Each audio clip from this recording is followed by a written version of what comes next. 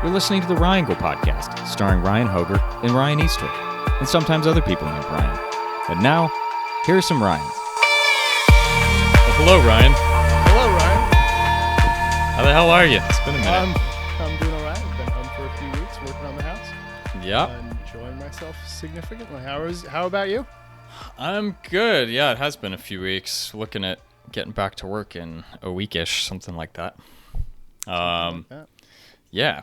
It's been good. It's been a minute since we haven't done any. I've been busy. I was in San Diego doing some training, and you've been working on a new house, so we haven't done any recordings so far this month. But that's true. Yeah. It's a sad state of affairs, but one that we hope to rectify.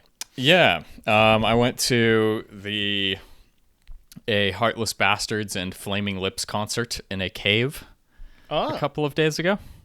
Yeah, it was delayed from it was supposed to be a New Year's show, but then Omicron showed up and they delayed it, and they said it's still going to be a New Year's show, so they still did. They had Happy New Year balloons and did a countdown, and I think it resulted in some righteous swag. I have a Flaming Lips New Year's 2021 t-shirt when that concert didn't actually happen. Yeah. I saw your swag pictures on Facebook. They were fairly impressive. It's like a towel. The Heartless Bastards had a beach towel, and by the time the concert was over, I was fairly inebriated, and Allison was like, "You should buy the beach towel. That's a good financial decision. You should buy a big fucking rainbow beach towel." And I was like, okay. That's a sound investment. Better than an NFT of it. Correct. Non-functional as a towel. NFTs. Not functioning as a towel. No. Hey, I'll bet you can find 0 NFTs on the planet that can physically absorb moisture. So I dare anyone to combat my definition. Come at me, bro. I think that'll vaguely relate to what we're talking about later. At least we've started with a good joke. Yeah. So your parents are there. How's that going? It's going good. Haven't seen them in a long time, probably since last May. So they're over in you may hear them laughing and carrying on with my spouse in the background. Oh, jovial. Yeah. There's jovial atmosphere over there. Oh. Yeah, exactly. It's merry. There's merriment. Merriment. Well, we're supposed to get that done with like 2 months ago, dude. Yeah, you know. Yeah. It is like the lead. So I've got Jacob Stark and a friend of ours from high school coming in. And it's like the least charming month at all to be in Tennessee. Just like the skies are overcast. It's raining on and off. All the trees are dead. So I'm not exactly sure what we're going to do. I'm like, look, isn't it lovely? But everything's dead and cold. We have barbecue inside. That's pretty much where we're at too. Yeah, we can just vent it out the window. That's pretty much what we got here too. It's You're in cold. the Pacific Northwest. It's like 16, 20 degrees outside. It's It looks nice, but it's cold. We went out. We tried going outside for a walk yesterday and witnessed a structure fire. It was very exciting. Yeah. That's when you just go for a walk. You get about like halfway down the block and you just see Portland happening, and you're like, nope. You just turn around and go back into your house. Yeah, we went down to see the waterfront, and more than likely some derelicts started a campfire on the roof of an abandoned hotel, and it was burning to the ground when we approached. I'm sorry about that. Yeah, it happens.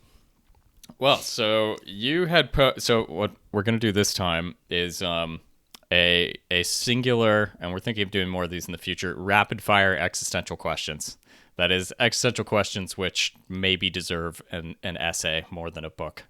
And not as single podcast, but as like mini existential question snippets, what's been rolling around in our minds. And then we're going to get on to the subject of attention and the internet and how we think about approaching our minds and controlling them and managing our attention in a world that is constantly trying to grasp at it. Because I think if we don't get that right in the first place, then we can't really get much else right after that. So the existential question that you were thinking about was, I'll let you tee up the whole thing, but along the lines of, why is there something rather than nothing, and ain't that a trip? Yeah. This is one that really, I think I stumbled across this sort of moment of epiphany in high school, actually, when shortly after, when we knew each other, but we're not conversing regularly. Um, that, it just sort of struck me one day that wouldn't it be a lot easier, like infinitely easier, if the universe did not contain any things, like if there was an endless void, which the concept of an end doesn't even apply because there was just nothing, right? Like no rocks. I'm not talking about space. I'm talking about no things. Like, why is there matter at all? Yeah. Why is there even the possibility of matter? Because there shouldn't be ideas either. Just stopping and considering the just mind-fuckingly bizarreness that any things exist. You should not exist. You should not be thinking about this. It would be like, it makes sense. I guess it's proof that the universe isn't logical, because by far the most logical thing that there could be is for nothing to exist. Yeah, so I think the first, like the underlying assumption of what you just said, and I think I share that intuition, but I want to hold the intuition up as the foundation of the question, and then question its validity, is that intuition that you just explicitly stated, that the most logical state of stuff should just be no stuff, right? That would be much. If there simply was nothing, you're like, well, that makes sense. And for some reason, if you're like, no, there's all kinds of wacky things. There's a crab over there, and here's some cheese. You're like, no, this doesn't make any sense at all. Doesn't make any sense. Where does that, because there's a bias there that nothing makes a lot more sense than something, or that nothing would, in a sense, be a more like natural state of being than somethingness. Where do you think that intuition basically comes from? And do you think it's valid? I haven't thought about that. Let me say the reverse of it. The reverse of it would be like, well, of course there's something. There couldn't be nothing. How does that make any sense? And that's just stating like if I had the opposite intuition.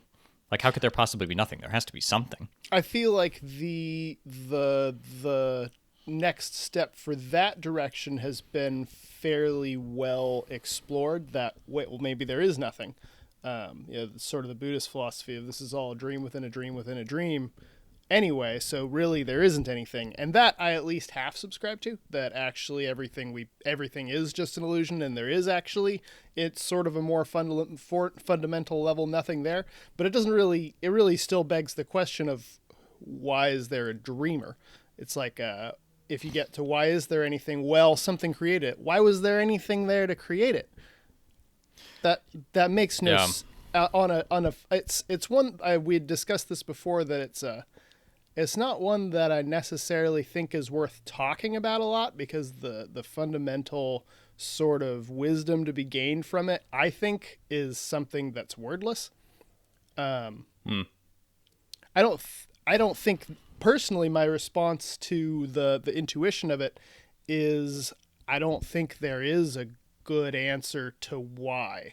Like, I think it kind of touches on the really most basic questions of what the fuck are we doing here? Because obviously we are here, or at least an illusion is here, and a perceiver of an illusion. Yeah, right. Yeah, there's actually, this is uncovering more like basic and consequential philosophical questions than I thought it would at first, but now like several are coming to mind. One of them, which is, so you started to touch on it, infinite regression. Well, where did this come from? Okay, it came from a god. So one of the differences between us two that we can use as a point of contrast in our discussions is that I came from a religious background. And I can remember the idea of the origin of all things being a god, being like a satisfactory answer to that question.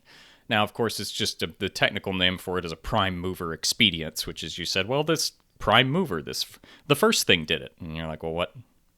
You run into an infinite regression problem, which is, if your intuition is saying, my goodness, the world around me is so complex, something must have made it. which is sort of like, I think, a monkey intuition to help us distinguish a shard of pottery on the ground from a pine cone or something. That, to distinguish patterns from chaos, like, okay, there are patterns. Usually when you come across some complex pattern, maybe there's some intelligent thing that made it. But of course, if you're going to say there's a intelligent God thing, this all-knowing, all-powerful thingamajig, you must then ask what made that all-powerful thingamajig to start with, right? So once that answer was no longer satisfactory to me, of the prime mover of saying God or Allah or whatever, Brahman did this and therefore your question's answered, the actual answer to this comes in the destruction of the question. So you have to say to yourself, well, I agree with your intuition that there is no satisfactory answer to the question.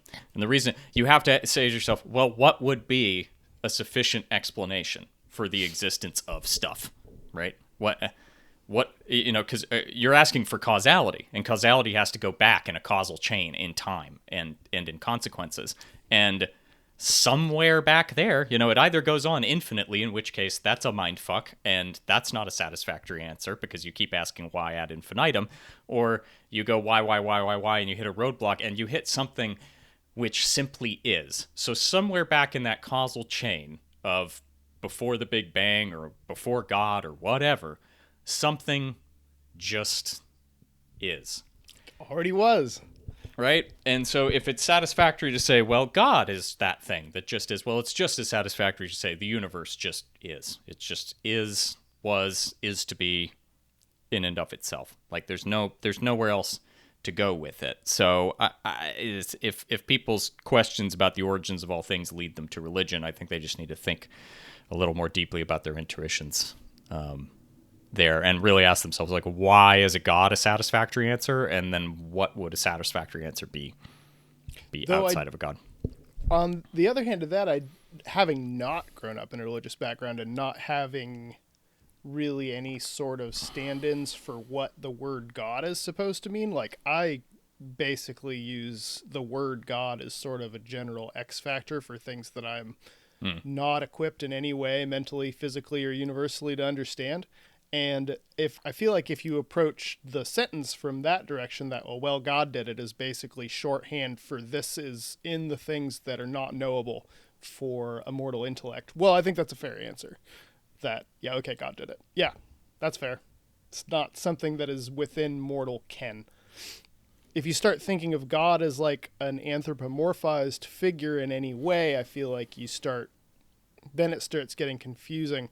But then if you just go, well, if it's kind of a stand-in, well, it is, therefore I am, like, yeah. Though I mean that's all the answer you're gonna get, and not just for mortals, because I think mortals makes us think like, oh well, there could be some conceivable creature, an omnipotent God or an omniscient God that can get their head wrapped around that question and can have a satisfactory answer to it, but that's actually not possible for any conscious being or information system. What we're saying is, even if you possess all the information that exists, there still is not a good answer to that question. Right? God is in the same position as you existentially. God does not know why he is. There is no answer to that question. So here's one. So even that just sparked a nice altruism for me. Truism, words. So if you had, let's say, if you defined, is it a good deed or a true statement? Well, you be the judge. Okay. That if you had, let's say, a consciousness that encompassed all that exists, that's all well and good. What about all the stuff that doesn't exist? Well, there is no stuff that doesn't exist by definition. So do you mean possible things? I don't know what doesn't exist. So there's all these things that we know do exist, but we can imagine things that don't physically exist. There would also presumably be things that do not exist that we cannot imagine, but that doesn't mean that they don't not exist.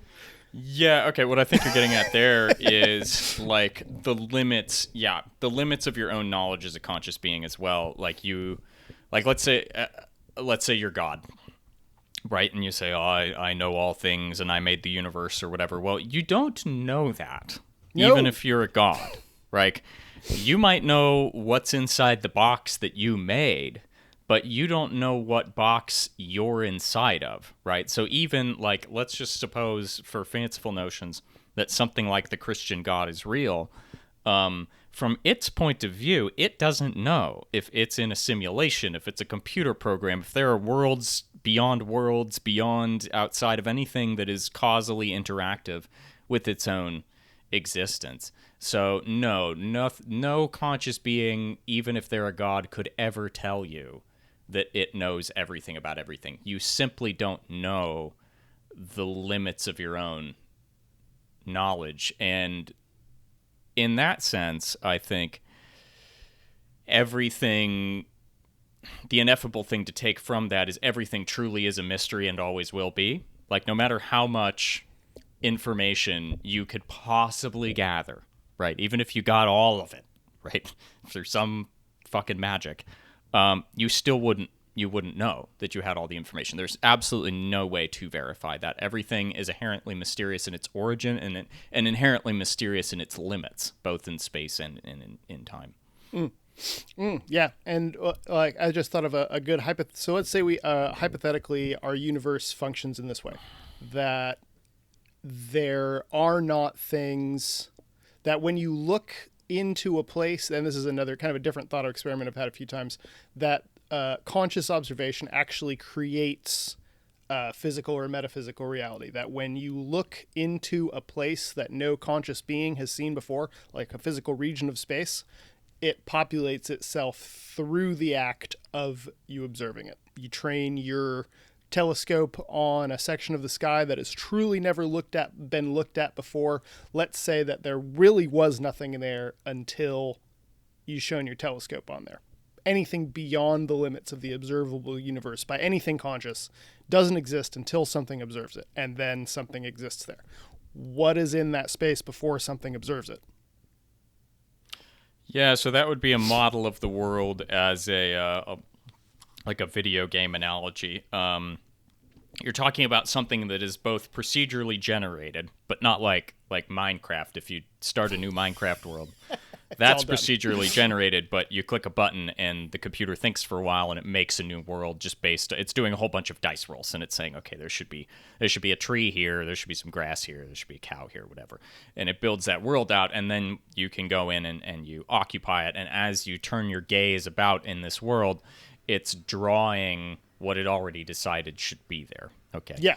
And what you seem to be describing then is a potential for a world that is procedurally generated on the fly. And if you imagine that, it would be like Minecraft did none of the pre-calculations about what is supposed to be any sort of place until a player looks in a certain direction. It says, uh-oh, something should be here, and it does a bunch of math, and it says, there's a cave and a cow and a tree. Yeah. Yeah. And to take it a little step further, there's sort of a recurring thought about where science and current understanding of the universe comes from. That, let's say you go back, it's very easy to look back at, say, ancient Greece and imagine that some people, oh my God, my Windows is making noise at me. That's horrible. What an awful time to do that. I'm not hearing it over here, so it's probably not going into the That's good. Zoom audio. Into the microphone. So it's easy to look back at like cavemen in ancient Greece or whatever and say that it was a unsophisticated way of looking at the world, at that, say, a sun god drove his chariot over the horizon, carrying the sun with him in the sky. If you're, and we can look at that and say, well, we have science now, that's not what's happening. We can see that we're going around the earth, etc. But if your entire existence and your day-to-day everything was based on that being a literal fact, that there is a dung beetle pushing the sun across the sky every morning, you would see it. You would believe that that was how the world functioned, and for all intents and purposes, that would be existence. At some point, someone comes along and does some experiments and decides that it's different, and we all kind of agree that it's different. But before Galileo, did a dung beetle actually roll the sun across the sky? There's no way to find out. Yeah, so I think you're getting into, so when we ask why is there something rather than nothing, there could actually be different classes of something. And one of those somethings is what we would consider fitting in with I'll just call it the scientific materialist worldview. The world is made of stuff and it behaves in certain ways, and that stuff is there whether anybody is looking at or participating in it or not. That's I would call the predominant worldview. Then there's the procedurally generated one, right? Which is like, in a sense, you might say, oh, there's nothing there until you look at it, but if I'm using my like Minecraft or virtual world that's procedurally generated analogy, which would be how that would have to work, that is a kind of something because it knows what sorts of things should be in that direction, right? And then like populates it with an appearance of stuff, even though that's not necessarily there. So that suggests there's some kind of underlying algorithm, math, computation going on at the time of observation. That's a kind of something. That's not nothing. A set of rules is definitely not nothing. Right. Why is there a set of rules? That really gets right back to the same question. Why is there a set of rules? That makes no sense. Yeah. And to circle back really quick to a more fundamental question is I've seen people come back around to, well, how do we know that there is something instead of nothing, given that, let's take a look at Descartes and say, well, let's just say we cannot trust our senses whatsoever. Just fair. Which is fair. If you're going to start from a place of extreme skepticism, you have to say, like, I do not necessarily know that the things which I experience in consciousness as subjective experiences represent anything like some kind of objective reality. That's a possibility. Well, you know that something exists because you know that you exist because you are sentient. And so we eliminate the possibility of zero. Like, is it possible that there is nothing? No, it is actually impossible, because then who's asking the fucking question? Like, you've just entered a self-contradiction. Like, and there are people that think that that's an actual, like, something that deserves consideration, the possibility that truly nothing exists, and it's not possible. If you're having a subjective experience, that's a something, and something exists. Does that have to have anything like we think of a material substrate? No, not necessarily. It doesn't, but that leads me to, we got into the fact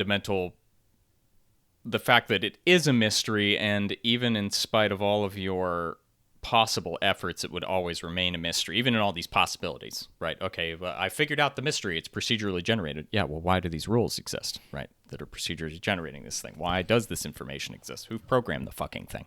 And who programmed that thing that programmed the thing, right? You said before what you take from it is like less intellectual and more ineffable, and I just get a sense of just like gratitude and wonder, I think, is the thing you've got to take from it, right? Just absolutely stupefying how bizarrely beautiful it is that anything exists at all. And one thing that just popped to my mind while you were expounding there is, what if it really is temporal too? Like, one of the things, I have a friend who's very solidly scientifically materialist, like aggressively atheist. And at one point we had the conversation of, okay, what happens after you die? Kind of that classic one. And he goes, nothing. I cease to exist. There is nothing. Mm-hmm. And I'm always like, how would you possibly even begin to have an idea of what your subjective experience would be after death? How would you even begin to approach that? Like, how would we ever possibly have even an inkling of what death is going to be like while we're alive? We have no idea. But that just, what you were just saying there brought that in for me too, that for my subjective experience, there might truly be nothing before I was born. I have a brief temporal experience, and then there is truly no existence after I die. Yeah. Like, none. This could be it. So check this mindfuck out. Sam Harris was talking about this, and I forget, he wasn't the originator of this idea, and I forget who did. So here we are down the monkeys playing telephone, and I hope I get it right, and we don't know who the original monkey was that said it, but look it up. Google it. Jamie. Jamie, look this up. So let's say I put you to sleep, Okay. Boop. Like, have you ever undergone general anesthesia? No. Never gone. Oh, okay, so I've only done it once in my life, and it is truly unlike any other type of conscious experience. It's not like going to sleep and waking up. It is literally like the lights go on and the lights go off. Almost everybody has this thing of where they're like, "Oh, are we starting yet?" Sort of a thing when they wake up, because there's zero sense that time has passed. And they've proven this with MRIs that it's very, very different than sleep. You truly you ain't nobody's home. So like consciousness immediately, but so the interesting thing there is, from the point of view of consciousness, that entire experience is continuous, right? Everybody else says that there's lost time and you wake up and things are discontinuous with where it was, but it's like I instantly just went snap and it's a year later. That's the sort of experience of general anesthesia. Okay, so let's say I do that. I put you under general anesthesia, and I take my tinkering tools and I open up your skull like a can opener, and I change a few things about you, okay? You used to like a certain sort of food, now you like a different sort of food. You used to like a certain sort of music, now you like a different sort of music. You would wake up, and from the point of view of consciousness, you'd look around and you'd be like, well, I'm still Ryan Hoger, but, things are a little different here. They must have messed with me, okay? Now, let's say you take that, let's change lots of variables in this case, to where basically you're an entirely different person. We've scrambled all of your neurons. You have entirely different memories, entirely different subjective notion of who you are, right? From the point of view of consciousness, did you die? Everything's been continuous that whole time, okay? So how is that any different than you or I dying and the fact of consciousness being awake inside of some other being? So from consciousness's point of view, that might be all that death is. Death simply does not exist. It is constantly continuous if there is anything that is conscious in the universe. And being very careful to draw a distinction between being conscious and being intelligent. Yeah, sure. We just mean the existence of subjective experience at all. Of thing. Yeah. Yeah. Whoa. Do we figure it out? Whoa, I think we got it. That took a half hour. I'm like, I was like, is this going to be a whole podcast? There were way more. It's a good one, right? There were way more tangents there than I anticipated. Because when I first pondered, I'm like, there's not really much to say about that. Why is there something rather than nothing? I don't know. Why is there nothing? Why shouldn't there be something? Basically, it's kind of the shrug your shoulders. Anyway, for anybody who may actually be listening to this, I highly encourage taking a few minutes and just not even necessarily thinking about it, but trying to feel what it would like for things not to exist. In like a meditation, sort of a meditative pondering. I do it on the bridge. Yeah, what I like to do along those lines is that fact of the basic mysteriousness of things, and where does this come from? There's this practice that's well known of just looking at your hands, and I like the hands thing, because you can look at your own hands and just say this experience, like, you don't actually know with any degree of certainty what is driving your hands, what they're made of. They're not even your hands. You're just renting them for a minute. You know what I mean? So the illusion of free will. Oh yeah. This thing that feels viscerally you and connected to you is not. It's just another mysterious appearance in your consciousness. So you can check in on this fact. You can. We can't help as we walk about and do our daily lives that we feel like we know something about something, but it's very useful to remind yourself from time to time that you don't know nothing about nothing. No. And for that matter, neither does anybody else. None of the voices of certainty, which are trying to shout and get your attention, are in fact no degree of apparent certainty actually indicates that person has any idea what the fuck they're talking about. That do not be a taken delightful segue into our main topic of conversation. Isn't that funny? So, and I think it might just end up being the second topic of conversation, because we could probably get about the same amount of chat about. We'll see where it goes. We'll see where it goes. So I've been thinking a lot and this about attention and the way that various corporations are trying to steal our attention from us and how to navigate this as a thoughtful individual in the world. I started, I'll introduce the topic here and then I'll ask, but I want to know what about your experience with it. But this got started for me when I was at work and I had my iPhone in my front pocket that was not zipped. And I threw something into the deck below. And in the heaving of this trash bag, my iPhone plopped out into the ocean, never to be retrieved. No, he didn't tell me that. That's funny.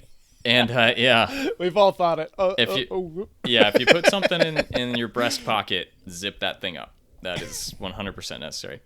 And the thing that I noticed in myself that was really peculiar was that I was immediately more at ease. And I really took notice of that. Because that doesn't seem like it should be true. It seems like maybe I should be more nervous that, I'm missing a text or something like that, or anxiety, or we all feel it if you leave your phone at home.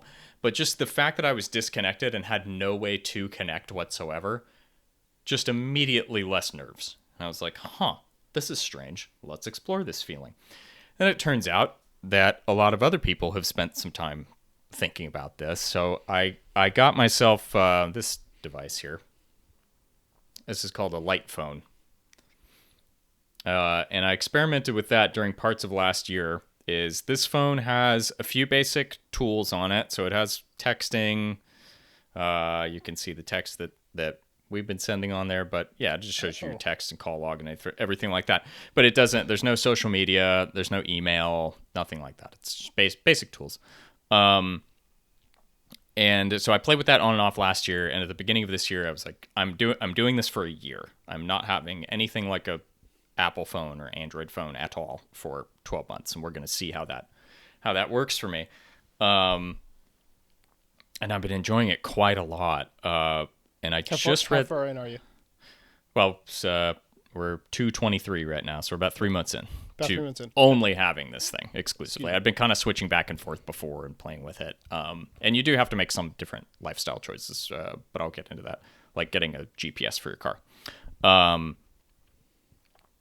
But so I just read the book Stolen Focus by Johann Hari, which I do recommend reading the first half of. It falls into the realm of a lot of the nonfiction books that I read that really could have been like 80 pages, but they have to make them like 250 pages because nobody wants to buy 80-page books for whatever reason. They don't stand out on the shelf or something, or they don't seem substantial and worthy of our money enough.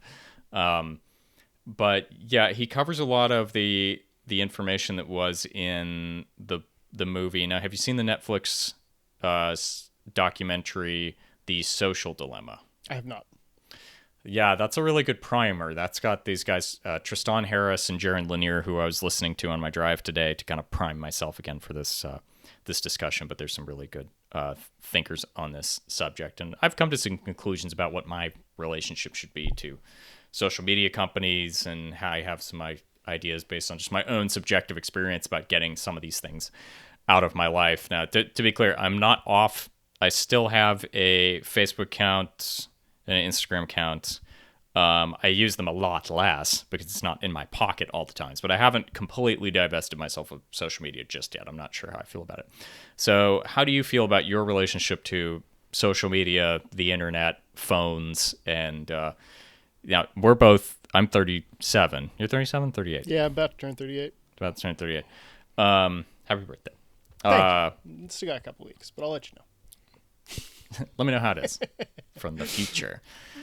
Yeah, so I think we're the last generation to remember what life was like without the internet at all. Like, I can remember getting the first, dial-up modem and the AOL CD that they had at the counter at Blockbuster and the whole thing. So I think but we're about as old as you could be and still remember that stuff. Or as young as you could be and still remember that stuff. So, that's one of those. How do you feel about your relationship to the internet and social media and your attention and all those sorts of things at this time? Yeah, it's definitely a multi-headed beast. I I don't think you can divorce my current feelings from it from the realities of COVID-19. I think I'd have a very different relationship with social media if I hadn't been mostly confined to the house for a year and a half.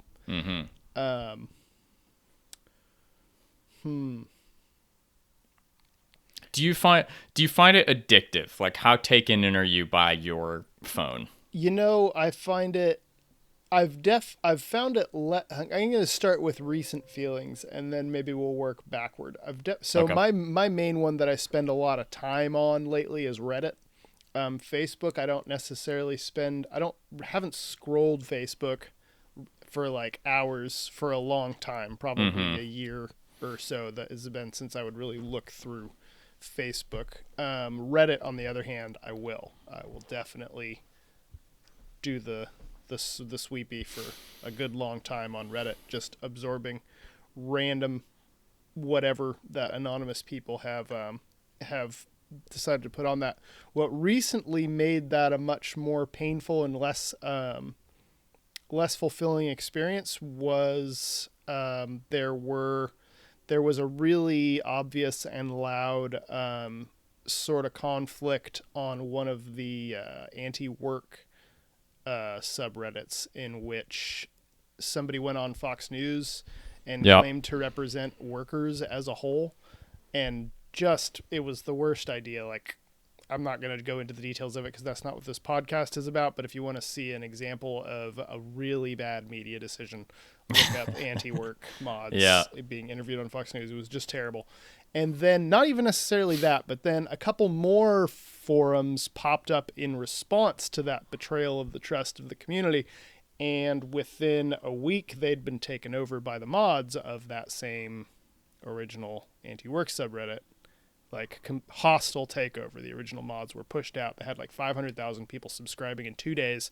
That mod that had started it got shoved out with the help of the admins, and now that subreddit still exists and has stuff on the front page at all, but it's very clear that its leadership was subrogated. They were taken over by the very people who had gone and done that Fox News and just had their own opinions that they were going to ram from the top bottom. And what it made me realize was how curated even these supposedly organic social media posts are. That this is it might not be from people who are like wealthy or well backed, but there's it's not as organic as they'd like you to think.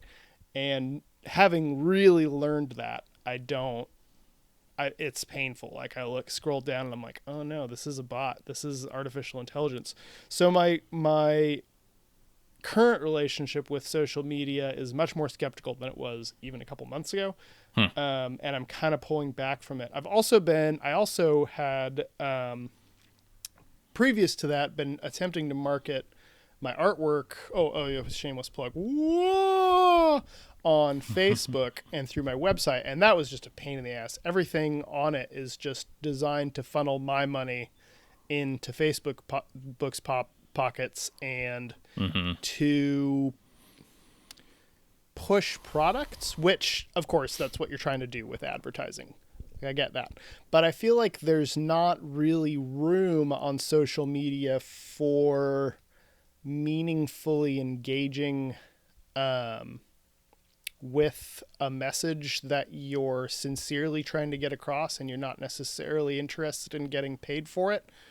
I don't know that there's necessarily room for that on the internet anymore, which is at least without being drowned out by the flood of quick product clicks that are everywhere. Like, it's very difficult.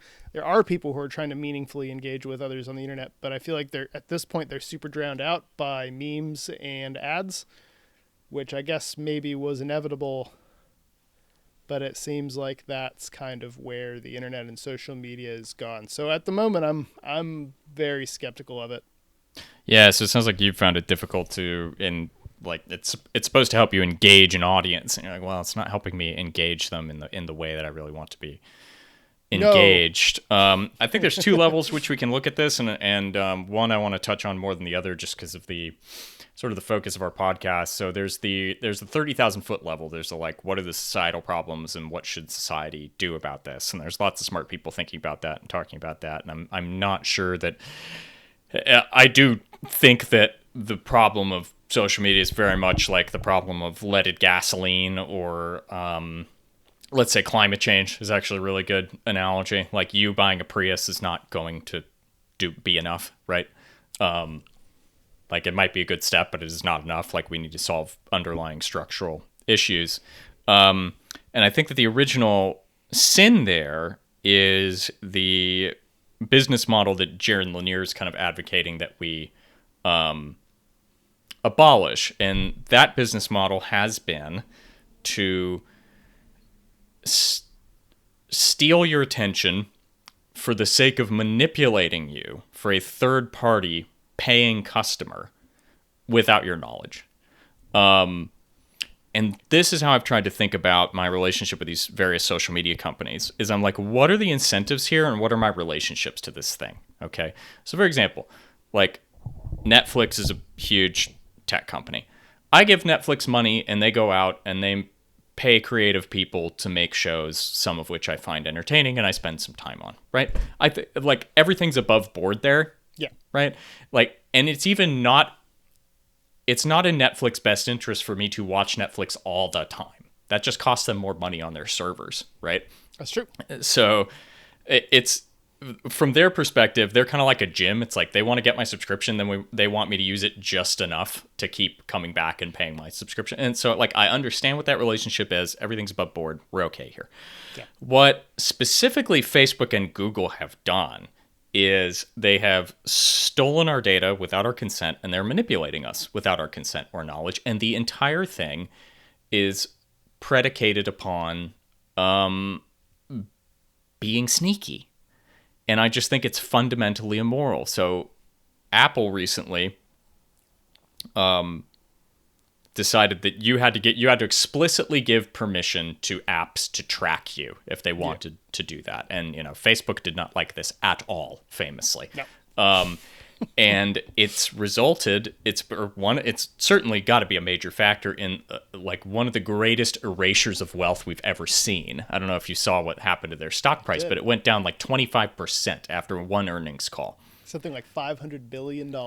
Just gone. It's like $500 billion just gone. Why? Because they had to get our permission.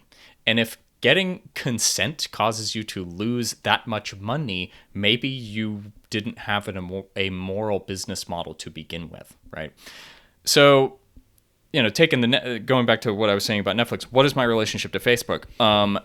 They are highly incentivized to be secretive, to deceive me, to take my attention, to get me riled up. And I've been caught in that trap. I've done it. I've been like on there a bunch, especially when things were going completely insane with Trump and the election and COVID, and I was just fucking arguing with people on there. And it turns out like the entire time I was just doing Mark Zuckerberg's bidding because I was engaged, I was getting other people engaged, and other motherfuckers were getting paid for it. I wasn't. It was making me psychologically worse off. It was hurting my relationships. And so now I'm just like, I don't want to be in relationship with an organization, especially a company where there's this massive asymmetry of power. Where in the case of Facebook and Google, I have my monkey brain to work with, and I might have the conceit that my monkey brain is a smart monkey brain. But at the end of the day, you are fighting against a bajillion supercomputers that are trying to poke you in just the right fucking ways, with little sounds, little buttons, and how they manipulate your feed to get you to do not even what they want, but what they want is just your attention so that they can sell it to other people to manipulate you. And you don't know who those people are. It's not like a newspaper, right? You buy a newspaper. All they know is that the sort of person that buys the New York Times bought this newspaper. That's all they know about you. And then they're going to put an ad in there. And kind of everything's above board as well. Yeah, they're trying to manipulate you, but it's less targeted, and you know what they're doing when you see an ad for Coke, but it's so much more subtle and insidious. How do I know that Google Maps, for example, how do I know that somebody didn't pay Google Maps to steer me by their business as I'm driving through town? That's a good point. There is always the why did they take you this way and not this other way? How do I know? Does it track my speed and driving habits in order to give me the prediction of how long it's going to take get from A to B? Yeah, probably. Oh, yeah. Yeah, 100%. I don't know. So that's part of the problem, right? Does it do that? I don't know. Would they do that if they could for money? I'm sure absolutely. They would. Are they legally bound not to? I don't think so. So are they doing it? Probably, yeah. I might get back up to 100%. Whoa. There we go. Whoa. Technical difficulties. Yeah, so when I think about this, right? So we've all been enticed by the idea of this free thing, and the free goodie is what gets us in the door. It gets us using the thing, but everything isn't above board to start with. So I want things to be tools more than whatever our relationship is with Google and Facebook. Like, yeah, they're tools, but they're kind of tools for somebody else to fuck with me.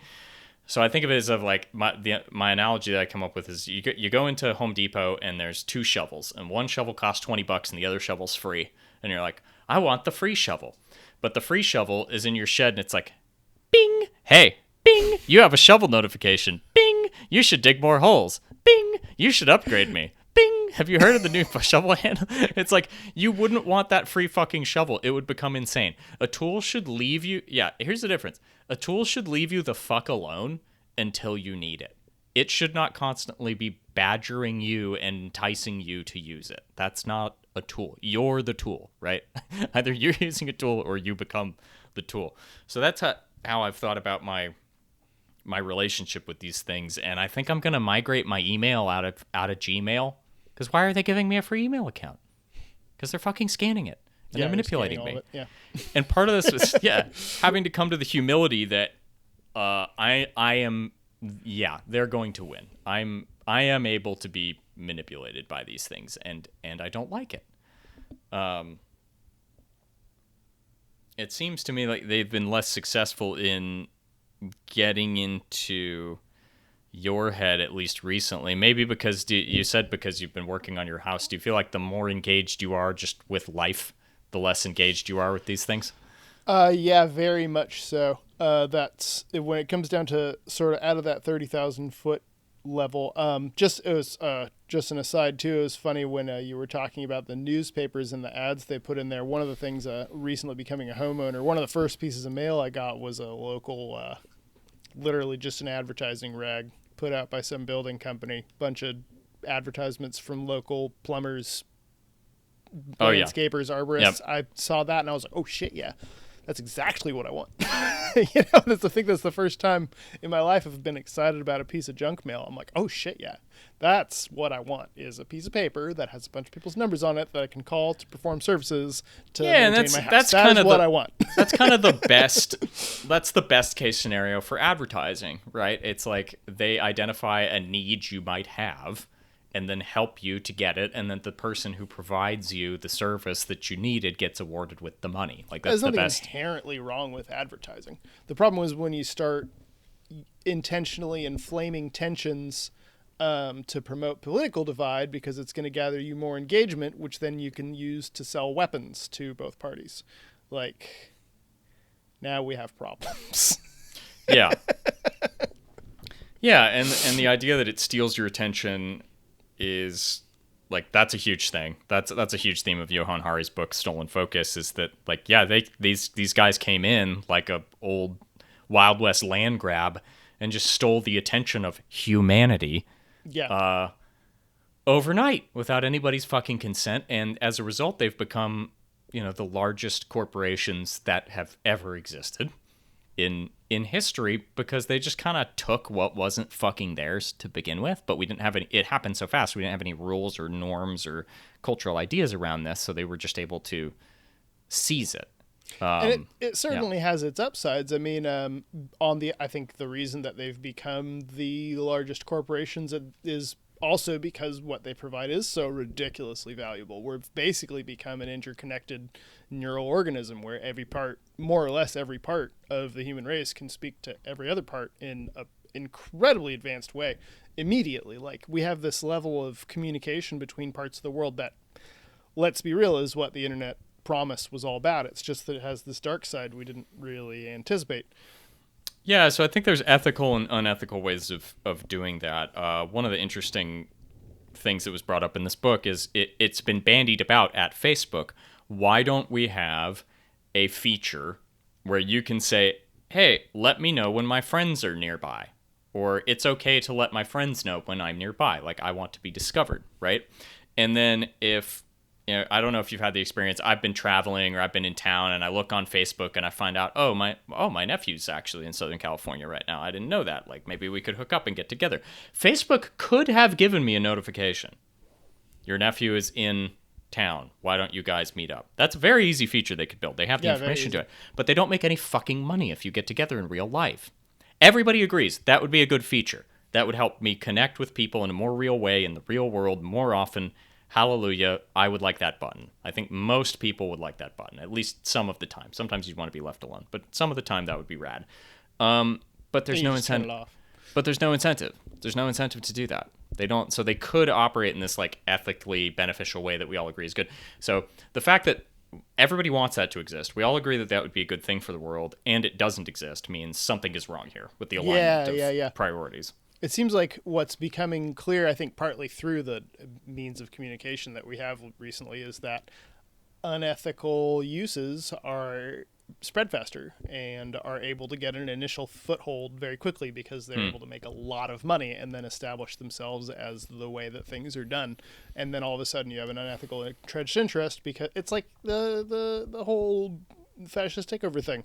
If you're willing to break the law to do what you want and you're willing to do it often enough and confusingly enough that it's very difficult to prosecute you, well, you can do a lot of things that the people who are following the law simply cannot do because they're constrained by the rule of law. The long-term effects of that are incredibly negative, but the short-term advantage is high. It's a huge advantage to just do whatever the fuck you want and deal with the consequences later. It's just that you're damaging yourself and everything around you while you do it. Yeah, no, I think that's right. To draw an analogy with the oil companies or any other business which is operated in historically unethical ways. So there's this concept in economics where even if you're the most hardcore free market libertarian, one of the legitimate functions of government in any free market is to correct for negative externalities. And negative externality just means like you're not allowed to impose a negative cost on somebody else without incurring that cost in yourself and then building it into the price of the product. Because if you're not correcting for those negative externalities, then the price of the product doesn't reflect the true cost of that thing to society or whoever. So, one of the things we've been trying to get going is a carbon tax, right? Because like, what's the price of gas? $4 a gallon. Well, not really, because what are we going to have to do to pay to clean up this fucking mess once all the oil is burnt, right? But there's a huge advantage, you're right, when people are first moving and they don't correct for these negative externalities, because what you've found is like an economic distortion. You're sucking a cost off of somebody else without their... So it would just be like a paper mill. Consent, it's really a very similar thing because there's no informed consent happening, period. Yep. So it's just like a paper mill, dumping pollution into a river and saying like, hey, we sell cheap paper. We're a successful business. Well, like, fuck you. You have to pay for the cost of cleaning that up. And if that makes your paper not profitable or too expensive, I guess you need to shut down, friend, because you're not built on reality. And though, to be fair, the majority of the residents around that paper mill might just go, it'll be fine. Maybe if they're employed by it or something. I'm for the jobs that the comet will bring. Exactly. Yeah. So that's what's going on in this case. And what Jaron Lanier argues is like if you make that business model illegal, and the business model is A manipulates B for the secret benefit of C at their behest. You just make that little triangle of evil. You make that thing illegal. And he's like, Google and Facebook aren't going to fucking go away. They're just not going to be gigantically profitable. And that's fine. It's fucking fine. If they're not $1 trillion companies, we'll all be okay if like Gmail costs $1 a month or they just make money. I mean, think about how much money they would make off of advertising if they didn't track you. I mean, DuckDuckGo is a viable business model for a search engine. It's fine. Tiny. Yeah, they're fine.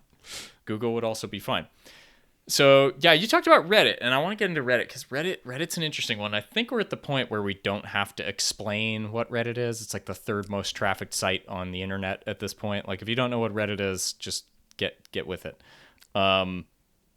but it reminds me of the old school like internet forums. And so I was thinking about Reddit. So Reddit uniquely, Reddit doesn't track you as an individual. Okay, Reddit does not do a lot of the evil things that we are talking about. No, at least not from the user tracking side. Yeah, they don't track you. The feed on Reddit isn't tailored to you specifically, which is interesting. And so I think there's two things going on with Reddit. One is your personal feed that you set up of your subscriptions, the sorts of things you want to see. I've found that intensely valuable. Oh, yeah. Delightful. I go on to, I can find out things that are happening in my town. I can find a person that owns my specific model of laptop and has a specific problem that I have. And the amount of value that human beings are willing to give each other for free on that site, and I've done it for other people and other people have done it for me, it's just one of the greatest fucking things that's ever happened on the internet. Like any problem I have with my car or, DIY or cooking or whatever the hell it is, somebody will willingly like take time out of their day to talk to you, another anonymous person, and help your ass out. Now, none of that gets recorded in official GDP numbers, by the way.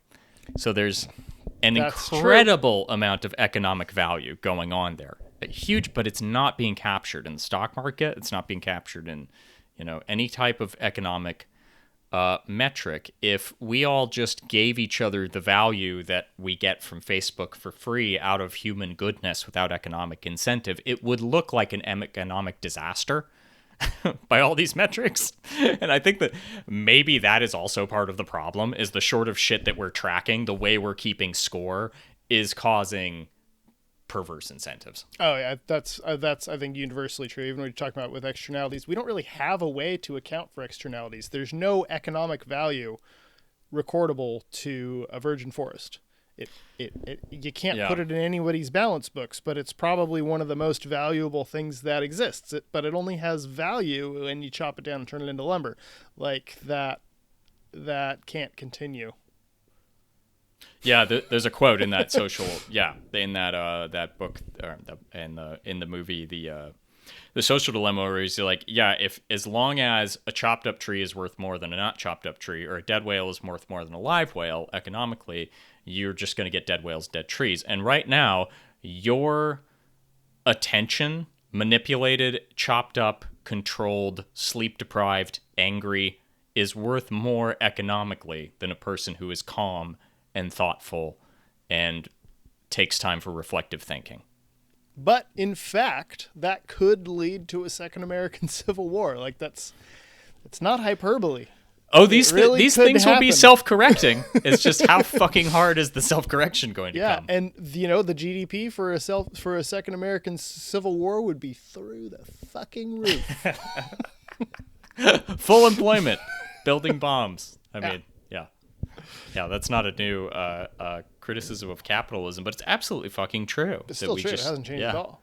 Yeah, it's absolutely true that would be like a civil war would look like success. And if we all just went, you know what, I'm not gonna work as much, and I'll just save a little more and go out to eat less and spend some more time with my family. We're in a recession now. This is a terrible thing. Move all the levers of government to get this to stop. And of course, again, the advantage to social media is that ideas like that, which were considered fringe and you really didn't have time to promulgate in any kind of meaningful way 20, 30 years ago, now you can find like quality dissertations on the actual economics and math behind that everywhere. Yeah. Like it's all over the place. If you're willing to look at that information about how what we just said works, it's very easy to find. Yeah. Yeah, so one of the things that's been valuable to me that I think got stolen, and really, I say stolen because like we all have free agency or whatever, but it happened without me really noticing until I backed away from smartphones and these platforms, is my capacity for time spent in reflective thought. I think that is really fucking gone out the window in scary ways. Like when I think about myself developing as an adolescent, when I was trying to like work out what life was and what my ideas about it were and everything like that. Like I read and took things in, but I spent a lot of time just going on walks. and just thinking. And I would fantasize about going on the Pacific Crest Trail and wow, what if I could spend like 3 months? And I didn't think about, I could listen to so many podcasts or whatever. I thought like, what if I could just think for like 3 months straight? Maybe I'd work it all out. Maybe I'd Work figure some of it this out. shit out, yeah. But we need to be like, if you know, and you've got to force yourself to do it because it's unpleasant at first. But if you're bored on a drive, on a bus ride or whatever, like I have spent maybe years of my life without much in the way of boredom apps because it's so easy, and I'm a little bit ADD and I love to just suck in information, and I'm like a novelty slut, and just this thing in my pocket, as Bo Burnham says in Inside, can I interest you in everything all of the time? It's like, well, yes. Well, yes, you can. I can. It's just what I wanted. Why should I just stare at a wall when I'm in line at the grocery store and get this thing? But, my capacity for reflective thought went away, and it makes you a more grumpy fucking person to not be. It makes you more grumpy, makes your thoughts less deep, and I hope I'm not just an old curmudgeon that's like, television, what is this? It's going to ruin the world. Take kids away from their MTV. But I wonder if we're not raising a generation of kids that just does not have any time being bored or in reflective thought. Like, what if that is your norm? Like, that's what I have something to contrast it to. Like, I used to be able to read this way. I used to be able to think this way. And then that stopped. Reading books got harder. And if you don't have anything to compare that to, I hate to think that becoming the normal life for younger kids. Now, having kids, how do you think about managing your own children's attention and screens and all that shit? Do you have any thoughts on that? I mean, I would be a huge hypocrite to not allow my kids on the internet and on video games. Our own thing is they get about an hour a day, maybe an hour and a half of video game time. They can do whatever they want. They'll usually spend it playing Animal Crossing, actually. What about what about the world of like social media, when they want to get on Absolutely not. No Facebook chance. and No. TikTok and the rest of it later? My kids are 9 and 11. They have no business on social media. That's hard and fast. Absolutely not. No. They get Facebook Messenger that they can use to talk. They'll call their grandma like daily. It's adorable. And FaceTime with their grandma. And they'll FaceTime their friends back in California that they haven't seen physically in a year or in 2 years. Like, they love it. They love talking to their friends on the FaceTime. Social media in the firehouse sense? Absolutely not. Mm-hmm. No chance. No.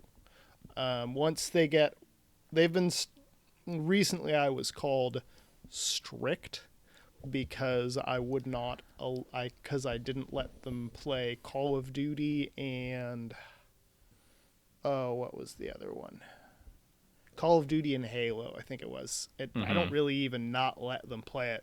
They just hadn't asked her in a while, but all the kids at school apparently are playing Call of Duty. And my older one was like, all the kids are playing Call of Duty and I can't because you're too strict. And I was like, wow, kiddo. If I'm a strict parent, then... Well, the thing, yeah, and Call of Duty actually fits into this discussion because like video games are just it's a hobby that can become addictive, but there's a model that exists in these free to play games, which are Call of Duty, and like on your phone it's fucking Candy Crush. All the money in video games is not in the big ones that you hear about for the most part. You're like selling PlayStations and playing Horizon or playing Dark Souls. All the money in video games, it's mostly in mobile. It's mostly in addictive, basically variations on slot machine simulators. And video game companies figured out the video game companies that make the most money now, they have free-to-play games. Well, how is that, right? It's because they have slot machine, Skinner box, hacks into your brainstem to get you to spend money on these things because now it's a social thing. Now I want to stand out to my friends. I gotta buy a skin for my character. I gotta buy a little dance for my character. And so again, what is my relationship to this company? If I go and play a video game like Dark Souls or something like that, they just want me to like enjoy that experience from start to finish and be like, wow, that's great. Hey, other people, you should play that. It's like a book, okay? It's just a longish book. It's like a 30-hour plus. A longish book that you want to hang yourself several times during. Yeah, but they... Blood Meridian. Read it. Other discussion. All right. But Yeah. Whereas, what is the incentive of those companies that are making Candy Crush and Call of Duty and Fortnite? They want you to spend money nonstop forever, right? And how do they do that? Now all of a sudden their incentive is to get you to come back day after day after day after day. They want to consume my life and turn money into, like, spending money with them into a habit. So I fucking refuse. Like, I'm not going to play Call of Duty. I'm not going to play Fortnite, whatever. Even if I enjoyed those types of things, because I for the same reason that I don't like going into a casino, because I'm the sucker. And I just do not like being the sucker. See, this is total news to me that Call of Duty was under that model. I did not know that. I didn't know that at all. So now, actually, he's not allowed to play Call of Duty, and that's why. Yeah. I didn't know it was one of those. I figured it was just the new Call of Duty game. Like, I remember the first Call of Duty game. It wasn't like that. Nope. Call of Duty Warzone's Warzone's the big guy. It's a battle royale thing, and they're all using, even Halo right now. They're all using that same model. The Halo was. All the big multiplayer ones, they're all just like, they want to keep you coming back. And they develop all these gamified incentives. Like, ooh, you're going to lose if I don't play every day, I'm going to lose my ranking. I'm going to lose my streak. You know, they have all these things, which like, they're addictive to an adult mind. What the fuck must that be like if you're 11? Like, come on. I did think it was interesting. But then it's free to play, so parents who need something for their kids to do can just let them play it. Yeah, no, that's Does it cost money? No, it doesn't cost money, Mommy. Okay, you can play it then. $20 for a skin? Though the other side of that is the one that my kids continue to have an abiding love for is Minecraft. Sure. And that one does use that system. You can certainly buy skins, you can buy texture packs, you can buy you can buy mods, and so far I found it to be really very wholesome because they just buy a new texture pack and then they're playing in Mario textures and do the same thing they usually do. They build a bunch of stuff and run around with it and blow a bunch of stuff up, and then they want a new texture pack, but that's fine because it's legitimately a whole new texture pack for it's just kind of like Legos to me in that case. Yeah, that's fairly accurate. I don't know. Are there any? I've tried to play Minecraft for a minute just for the sake of connecting with my nieces and nephews, or like anyone under 20. I guess is just like fucking obsessed. Under 30, I would even say. Yeah, and I think it just missed me. I think I was just too old when Minecraft became a thing. I think if I was like 10 years old and Minecraft had come out, it would have blown my mind too. I would have gotten super into it. But is there any gamification of it in the way that we're describing? Not that I'm aware of. There's a whole lot of YouTubers based on it that are annoying. Many of them are annoying. Oh, yeah. But that extreme gamification, I don't see it. I feel like it's more... What's up, guys? Today we're going to look at creepers mixed with spiders until they explode. Yeah, no, it's... I'm a 25-year-old with a faux hawk. And... Yeah, and generally, we really restrict the YouTube watching just because it's so fucking irritating. Yeah, so can I watch YouTube? No, it's going to annoy the piss out of your daddy. You know what I've done with YouTube is I pay for the YouTube Premium. You mentioned that. Along those same lines is I'm like one of a dozen people. I'm sure I'm like on, some plaque in the CEO's office of people who have actually signed up for YouTube Premium. Because you could just use ad blocker. But again, it changes my relationship to the platform. Mm-hmm. One thing that is decent about YouTube versus say TikTok or whatever is at least thank fuck like what they did was they decided they want to keep your attention focused on one thing for a little bit longer. So if you notice, lots of YouTube videos, once they changed the algorithm, became over 10 minutes long.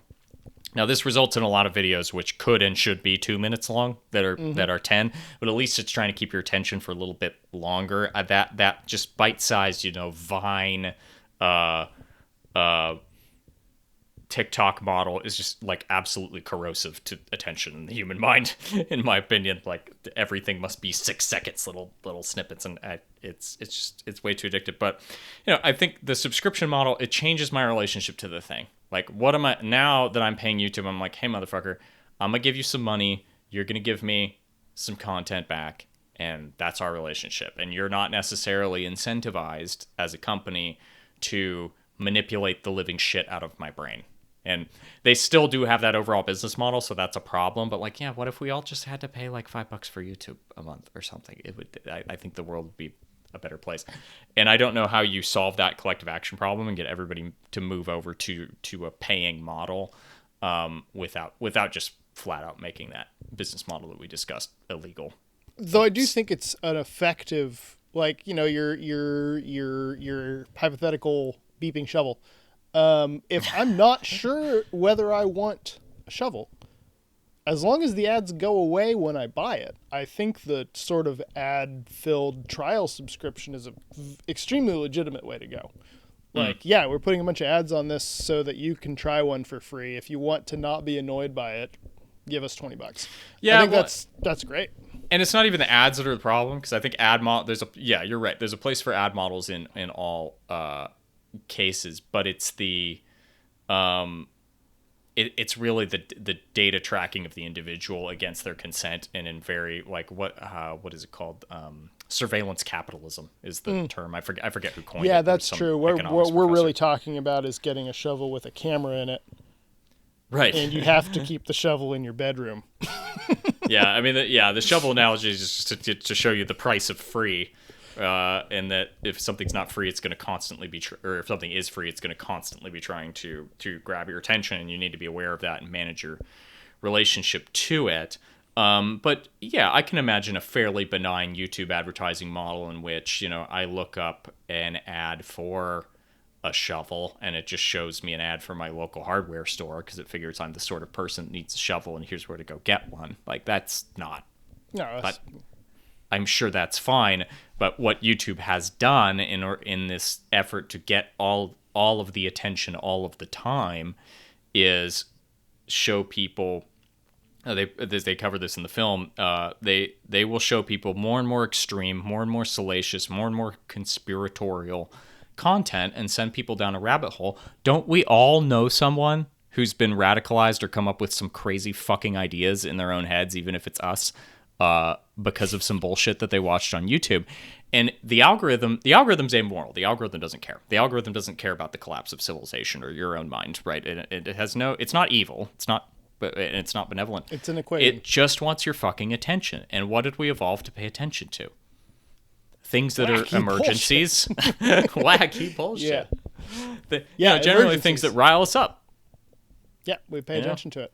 The building was on fire yesterday. There was probably 50, 100 people that kind of stopped what they were doing to stand on the sidewalk and watch that building burn. It was actually kind of a community event. We were joking about it, watching that building burn. So I was listening to a podcast on the subject, right? And they were saying that Facebook, so the algorithm sees that, people who are driving pay attention to cars on fire. Let's make more cars on fire. That's what it's doing. Yeah, that's what it's doing. That is what it's doing. Maybe for our last segue here, I wanted to bring it back a little bit. Just bring it back a little bit to what you were talking about. Bring it back home. Yeah, very topical. One might think that this was scripted, but it wasn't. Bring it back to what you were saying. There are people listening to this going, this is too good. This is too perfect. This can't have just happened spontaneously.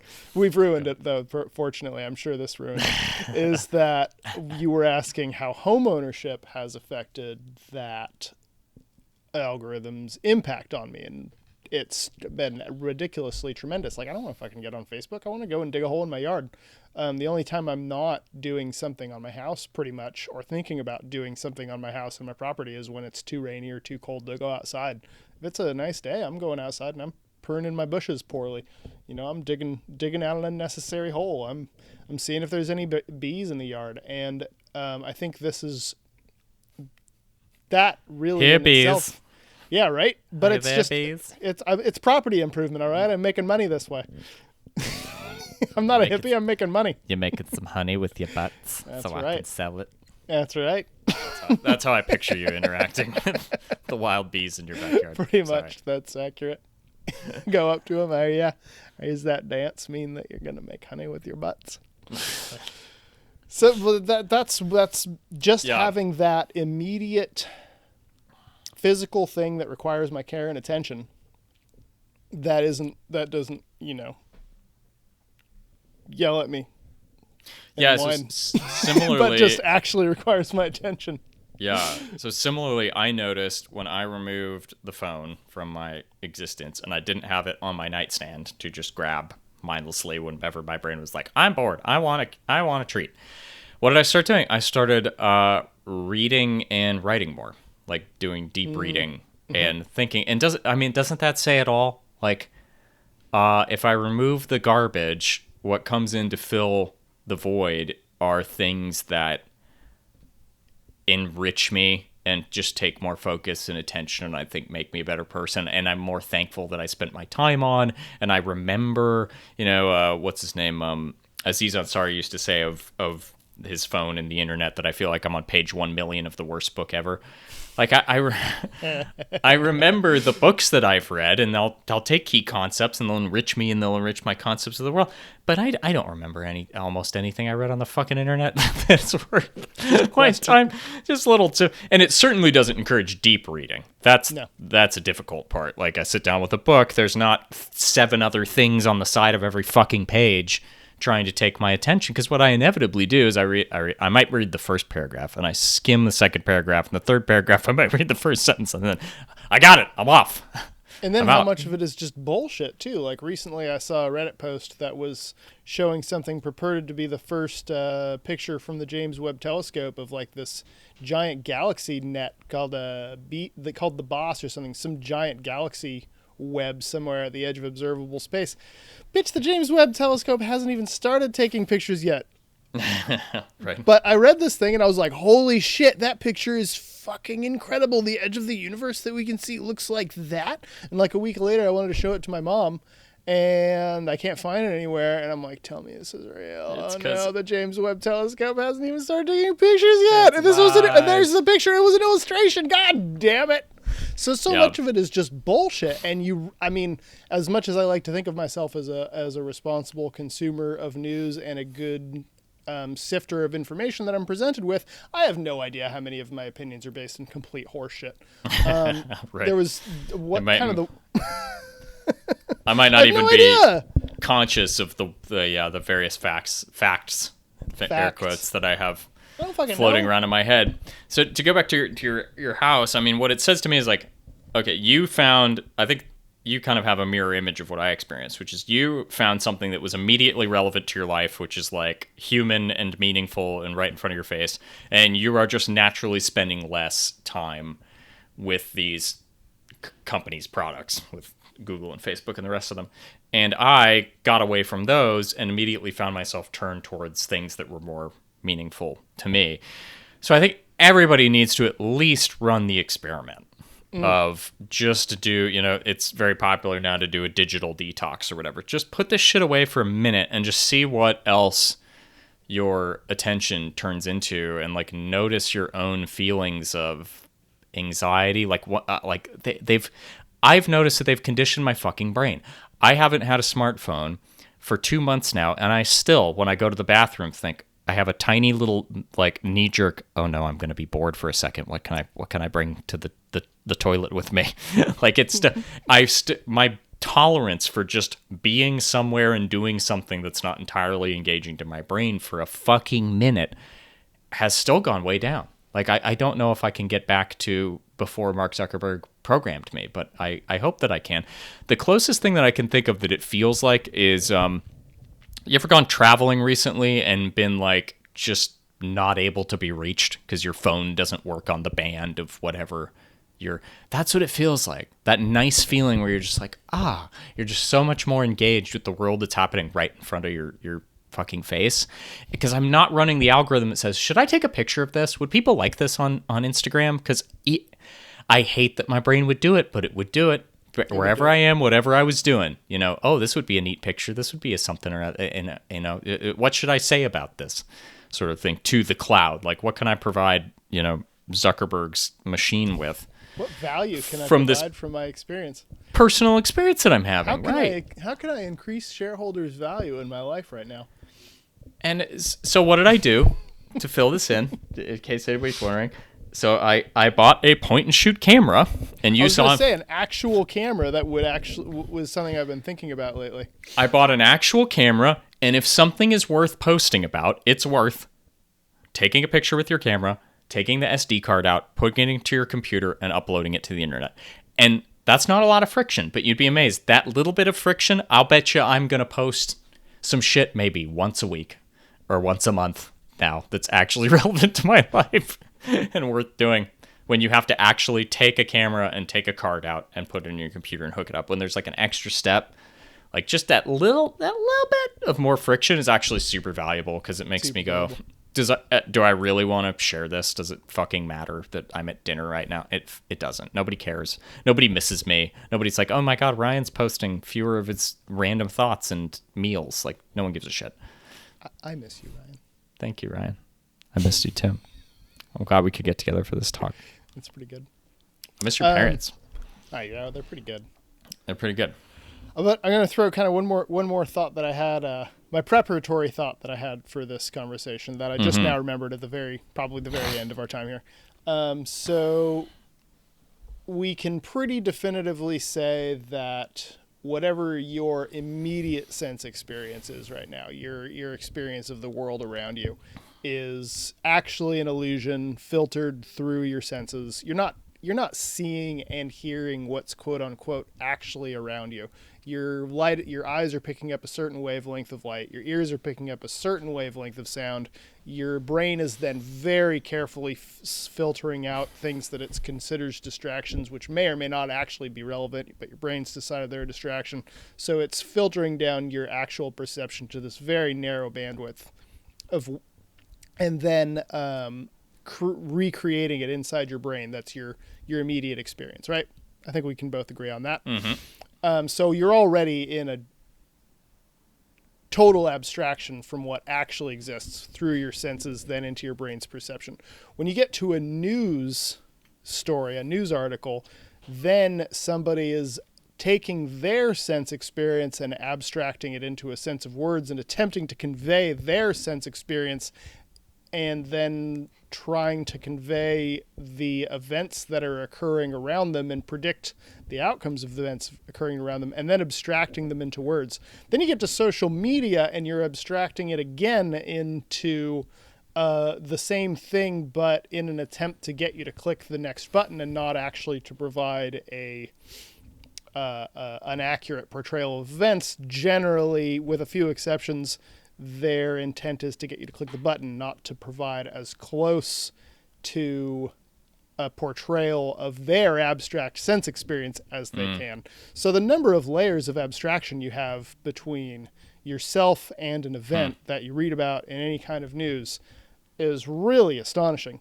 Like, you can't really say, even if a news article was completely factual to the best of a reporting agency's idea, you still, which, let's be real, that's not happening most of the time, you still have all these layers of abstraction that then you're unpacking and running through your own filters and methods of deciding what's important, clicking out whatever bits you think are unimportant, and then there's a little thing at the bottom that says, lose 30 pounds with this one simple trick that doctors hate. So I guess It's meth, if you were wondering. It's meth. It's meth. Exactly. So I guess just kind of chew on that. No, I like that a lot, actually. And is it any wonder that one of the collective effects of internet garbage has been a collective disconnect from reality, or inability to come to any kind of consensus on what reality is and the existential problem that provides. No, I like that a lot. Is how many levels of abstraction do I want to experience reality through? And that's a good point you make. Yeah. And optimistically, I would say that we already had this much of a disconnect with each other about what consensus reality was. It's just that we didn't have the means to realize that we're all thought different things. Yeah. Well, and yeah. And 70 years ago, there are also way more sources of information and ability to find use confirmation bias to find things that confirm your fringe beliefs than there were before. That's been another big problem. But yeah, do you want to experience reality through more or fewer abstractions? I think that's a nice way to tie it all together. So, do you have anything else to add? No. We're done here. Finito. It's over. I was gonna say we didn't even get into the metaverse.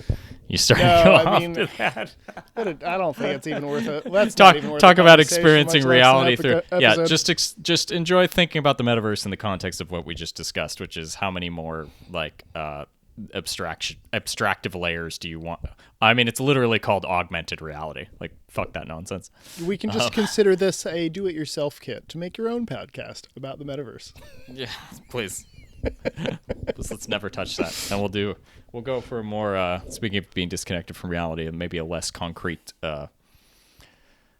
more abstract or philosophical main topic next time around. But I just think that it's absolutely true. I've found in my life that if you don't get your attention right, that's kind of the only currency you have for enjoying life. And I was being a bit of a zombie and not getting it correct, and things have improved since. So I hope people do take it a bit of a digital detox, cleaning up, tidying up, something like that, and just see what happens to your brain. Ironically, if anybody's watching this, you almost certainly found it on social media. Until next time. I know. No, we're putting this on VHS and we're mailing it to people. Oh, yeah, right. Mail a CD of it to everybody. Go. If you want to solve the mystery of what's on this tape, you must go buy a VCR from the Goodwill and a TV that takes RCA connections. Will you be able to find one? No. And you just hope the tape isn't The Ring. All right, I'm gonna kill the recording button. Till next time. Till next time. Bye. We love you. Thank you for listening to the RyAngle podcast. Our music is by Tallac, Tallac. For more by Tallac, visit soundcloud.com/Tallac.